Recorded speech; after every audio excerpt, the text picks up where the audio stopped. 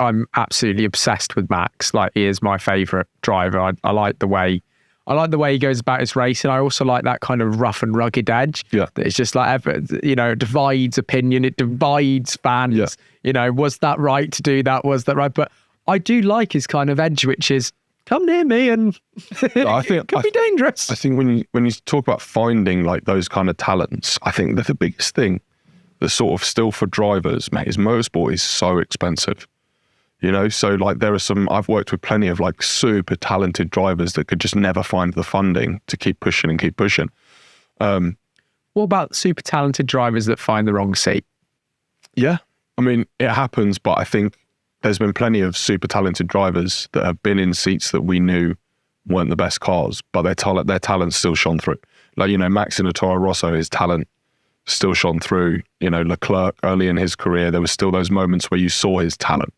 So I think in F1, yeah, you can find the wrong seat if you're a junior driver, whatever, it doesn't matter. You can still find opportunities to shine. But it is known that other seat at Red Bull, when you're going up against a 4-time world champion and someone's so dominant and is like, I am number one, like, I am the lion kind of thing, that is hard for anybody to fill the shoes in that other seat. It gets said all over.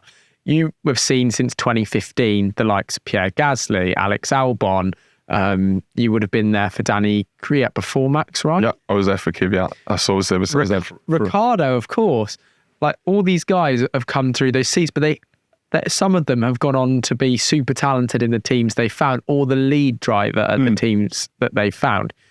Is there something about that second Red Bull seat? It's not the same as any other seat up the pit lane? It is, in terms of the car. Do you think it's the hardest seat in the pit lane? I think when you're up against someone who's as talented as Max and who can make it look effortless, it takes its toll, like you doesn't, like when you can go out and you can come back in the garage and be like, yeah, I nailed that lap, and Max will go out and he'll find a 10th and a half on you.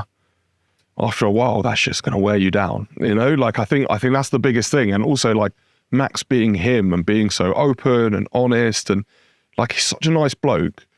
So it's hard to sort of understand how there's this killer in there that, like closes his helmet and he's gonna kick your ass. When do you see the killer come out the most?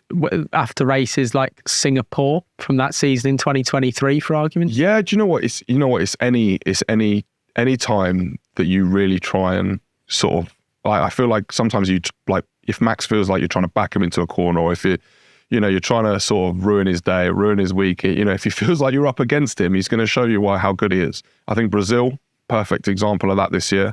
We knew Max loved the rain anyway, but I think that was such a tough weekend. It felt like everything was going against us. You saw, obviously, his reaction after the qualifying, where, the flags all seemed like they were planned to go against you. Sometimes you have weeks like that, where it just seems like everything's, going against you. But that's when you tend to get the best out of everyone in the garage.